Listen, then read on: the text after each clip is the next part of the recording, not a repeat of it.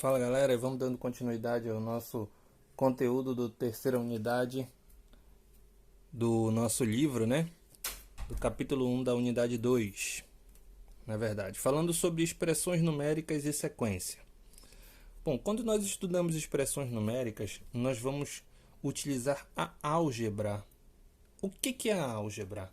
A álgebra é quando eu utilizo uma linguagem simbólica, na qual letras representam valores desconhecidos, ou seja, letras vão representar números, né? Tá? Quando quando eu calculo a área de um determinado retângulo, eu sei que eu tenho que multiplicar o comprimento vezes a altura, ou seja, o comprimento aqui que a gente chama de base, que a gente representa pela letra B, e a altura que a gente representa pela letra H.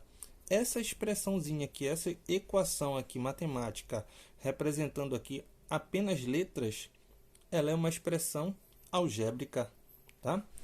Ou seja, aqui eu tenho A de área, que representa o valor da área do retângulo, o B, que representa a base, e o H, que representa a altura.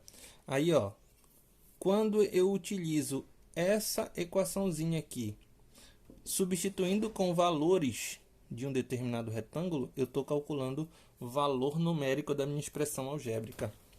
Aqui no caso, quando eu tenho aqui, ó, comprimento, que no caso é a base, 6.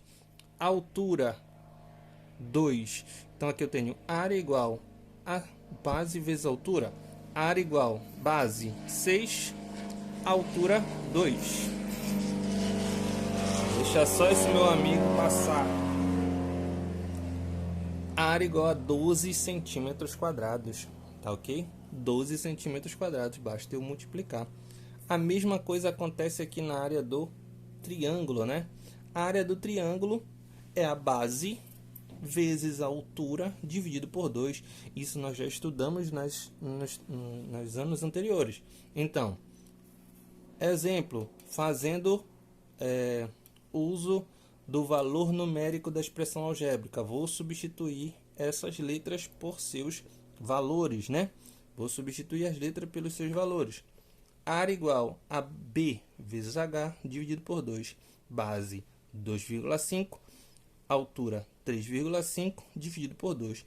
Fazendo a multiplicação e depois a divisão, eu vou encontrar a área igual a 4,375. Beleza? Bom, para o exemplo 3, eu tenho essa figura aqui, ó, onde eu tenho quatro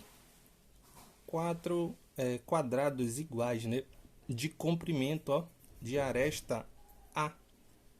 Ou seja, para eu encontrar a área dessa figura aqui, formada por esses 4 quadrados, eu vou calcular a área de um e multiplicar pela quantidade de quadrados que eu tenho. Então, aqui eu tenho 4 quadrados, vou pegar a área desse e multiplicar por 4. O que é a área do quadrado? É aresta ou lado vezes lado, né?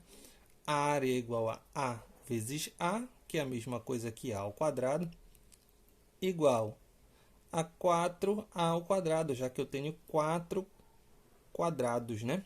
4 quadrados. Representação desta área aqui, ó, completa, ok? Depois nós vamos estudar falando sobre monômios. O que são monômios? São expressões algébricas que possuem um único termo, ou seja, não apresentam operações de adição ou subtração. No caso aqui, ó, este termo aqui, ó, 4A ao quadrado, é um monômio, porque eu não tenho adições e nem subtrações nele, né? É uma expressão algébrica de um único termo, tá ok? O 4A ao quadrado é um monômio. Vou até representar aqui, ó, como exemplo. 4A ao quadrado é um monômio. Ele pode estar representado sem o sinal de multiplicação ou com o sinal de multiplicação, 4 vezes o A ao quadrado. Toda vez que eu tenho uma letra e um número, um do ladinho do outro, isso indica que eles estão se multiplicando, assim como duas letras, né? X, Y é a mesma coisa que X vezes Y. A, B ao quadrado, é dividido por 2. Então, eu tenho A vezes B dividido por 2. Ok?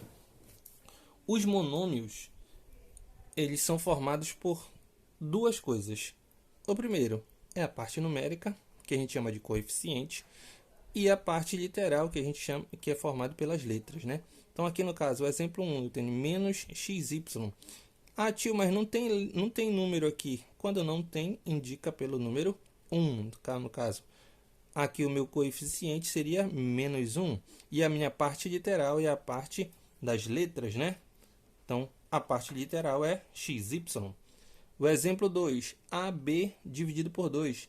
Então, o meu coeficiente aqui em cima é 1 e aqui embaixo é 2. Então, é 1 sobre 2. E a parte literal, AB, só a parte das letras, tá?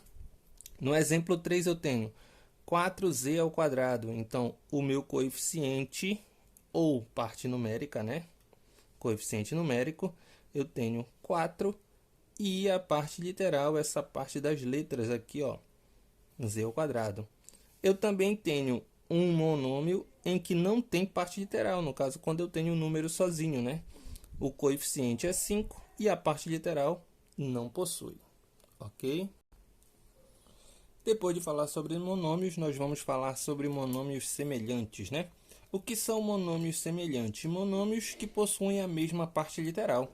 Eles são chamados de monômios semelhantes. Ou seja, aqui, ó, eu vou prestar atenção somente para a parte literal, né? Se a parte literal for igual, quando eu digo igual, eu tenho aqui o a ao quadrado b.